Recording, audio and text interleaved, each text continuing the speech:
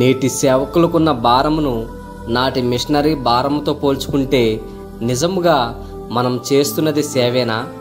నాటి మిషనరీలు భక్తులు ఎంతో త్యాగం చేసి మార్గము సరళం చేసినను సరళమైన త్రోవల్లో సేవ చేయుటకే ఎంతగానో ఇబ్బంది పడిపోతున్నారు. 19వ శతాబ్దం ప్రారంభంలో జర్మనీకి చెందిన ఒక క్రైస్తవ మిషనరీ సంస్థ నాగాలాండ్ అడవి ప్రాంతంలో నివసిస్తున్న అడవి మనుషులకు సువార్త ప్రకటించి వారిని దేవుడిలోనికి నడిపించాలని ఆ సంస్థ వారు ఒకరి తర్వాత ఒకరిని పంపుతూ 6 మిషనరీలను పోగొట్టుకుంది.